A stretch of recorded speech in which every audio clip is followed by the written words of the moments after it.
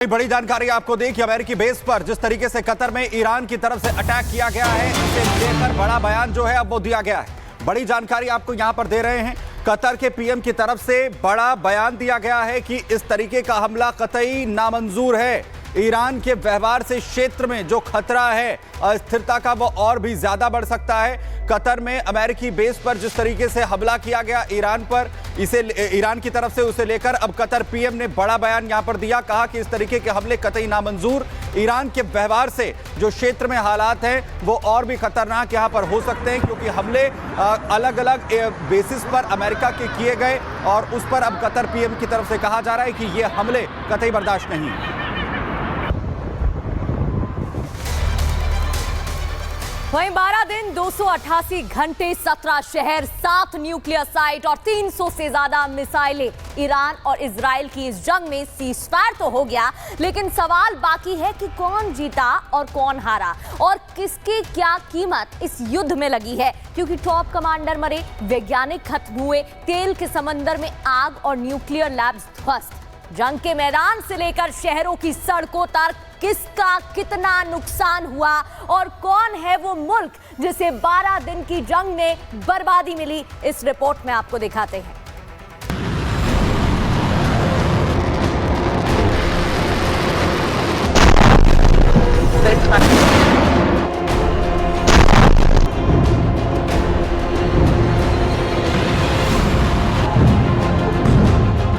Israel और Iran के बीच की अदावत कोई नई नहीं है। ऐसा नहीं है कि नफरत भरी कहानी सिर्फ पिछले 12 दिन की है। यह दुश्मनी सालों पुरानी है। सालों से इजराइल ईरान पर हमला करता रहा है।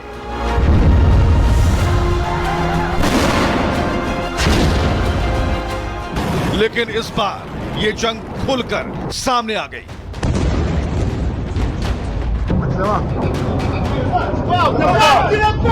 12 दिन की ये जंग इतिहास में दर्ज हो गई, क्योंकि इस जंग ने सिर्फ हथियारों को नहीं बल्कि रणनीति, राजनीति और रुतबे को जलाकर खाक कर दिया। सीज फायर हो गया, लेकिन एक देश ऐसा भी है जिसने खो दिए टॉप कमांडर, वैज्ञानिक, तेल और ताकत, और दूसरा देश जो हिला तो लेकिन टिका रहा। 13 जून 2025 को शुरू हुआ इजराइल ईरान युद्ध 12 दिन चला। यह मिडिल ईस्ट में एक अभूतपूर्व सैन्य टकराव था। इस युद्ध में इजराइल ने ऑपरेशन राइजिंग लाइन के तहत ईरान के परमाणु और सैन्य ठिकानों पर हमले शुरू किए, जिसके जवाब में ईरान ने थ्रू प्रॉमिस 3 ऑपरेशन के जरिए इजराइल के शहरों और सैन्य अड्डों पर मिसाइलें और ड्रोन दागे।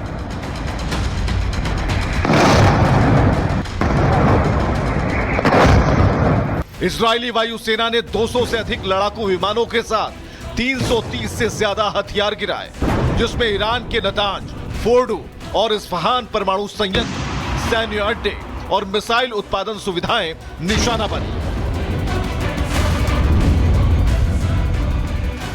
इजरायली हमले में ईरान को भारी नुकसान पहुंचा।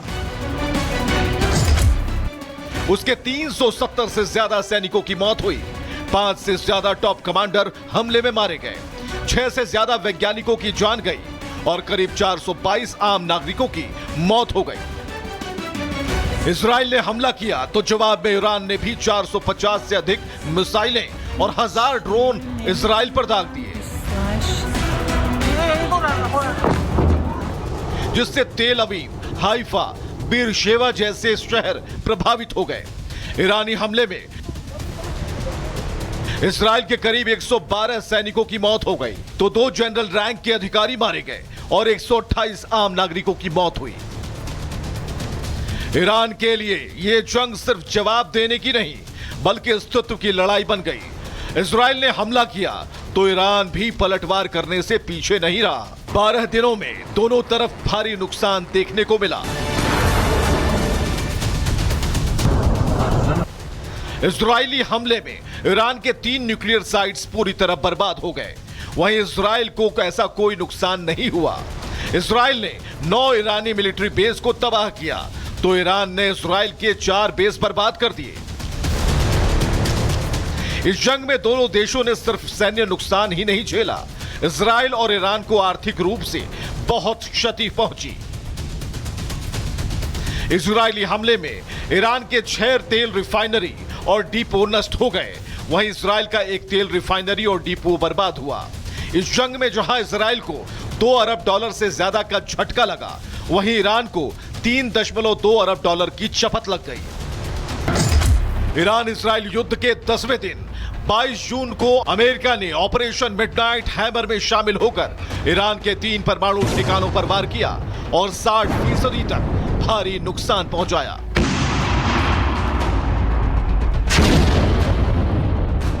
इस युद्ध ने दोनों देशों में भारी तबाही मचाई, जिसमें सैकड़ों लोगों की जान गई, शहरों को नुकसान पहुंचा और सैन्य बुनियादी ढांचे ध्वस्त हुए। 12 दिन के युद्ध में ईरान के न्यूक्लियर साइट्स, साइंटिस्ट, कमांडर्स की मौत के साथ अर्थव्यवस्था को एक बड़ा झटका नहीं, हिला देने वाला विस्फोट मिला। इजराइल पर आर्थिक असर जरूर पड़ा, चोट आई, लेकिन उसकी रीढ़ बची रही। सवाल अब सीधा है, क्या ये शांति है या बड़ी जंग से पहले की कूटनीतिक चुप्पी? Bureau report, Republic Bharat. और इसी बीच एक और बड़ी खबर, अमेरिकी बेस पर हुए हमले को लेकर पहुंचा है, जानकारी मिल रही है। संयुक्त राष्ट्र महासचिव और सुरक्षा परिषद को पत्र लिखा गया है। ईरानी हमले को कतर की संप्रभुता का उल्लंघन कतर की ओर से बताया गया है और पत्र लिखा गया इस हमले को लेकर कि किस तरीके से कतर की संप्रभुता का उल्लंघन यहां किया गया। कल ये खबर आती है देर रात, आप देखते हैं कि किस तरीके से ईरान की ओर से यूएस मिलिट्री बेसिस पर हमला किया जाता है। कतर की ओर से बड़े बयान यहां पर जारी किए गए थे और कतर ने साफ तौर पर कहा था कि इस हमले का अगर हम जवाब देते हैं, हम कोई आक्रमण करते हैं तो हमें इसका अधिकार भी है। हालांकि आप देख रहे हैं कि अब सीजफायर की बात यहां लगातार की जा रही है, लेकिन कल जिस तरीके से यूएस मिलिट्री बेसिस पर हमला किया गया कतर में, इसे लेकर संयुक्त राष्ट्र पहुंच चुका है। कतर और संयुक्त राष्ट्र महासचिव सुरक्षा परिषद को पत्र लिखा गया है। जिस तरीके का हमला ईरान की ओर से कतर में मौजूद यूएस मिलिट्री बेसिस पर किया गया, उसे सीधे तौर पर उल्लंघन बताया जा रहा है।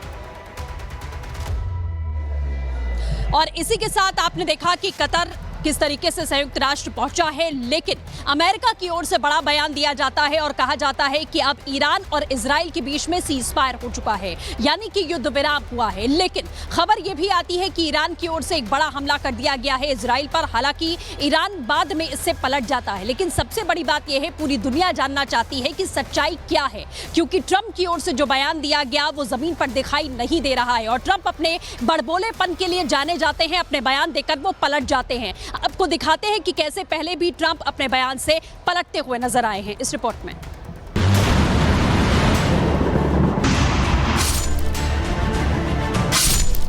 अमेरिकी राष्ट्रपति डोनाल्ड ट्रंप की तरफ से ईरान इजराइल युद्ध के बीच बड़ा ऐलान किया गया।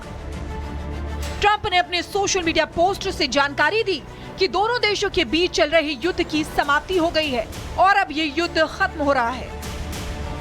अमेरिकी राष्ट्रपति डोनाल्ड ट्रंप ने सोशल मीडिया पर लिखा कि आधिकारिक तौर पर ईरान युद्ध विराम शुरू करेगा और 12वें घंटे पर इजराइल युद्ध विराम शुरू करेगा और 24वें घंटे पर 12 दिवसीय युद्ध का आधिकारिक अंत होगा। प्रत्येक युद्ध विराम के दौरान दूसरा पक्ष शांतिपूर्ण और सम्मानजनक बना रहेगा।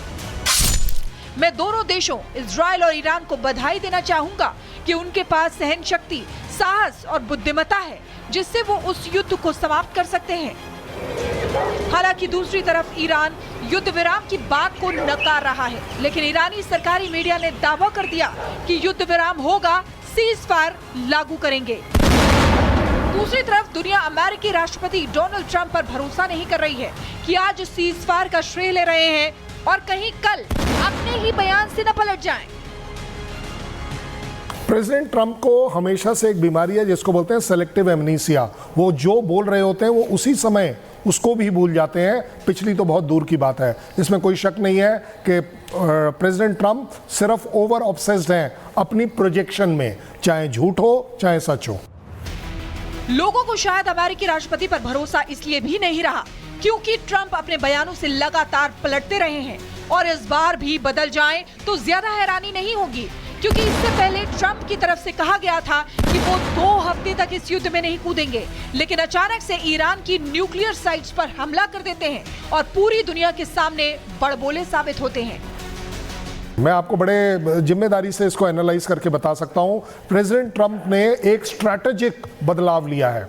आप किसी लड़ाई को डिक्लेयर करने वाले थे जिसको आपने बोला 2 सप्ताह बाद। I am very sure as a military man I can say कि यस, ये एक अच्छा बदलाव था। वो अपने चीज को भूले नहीं थे।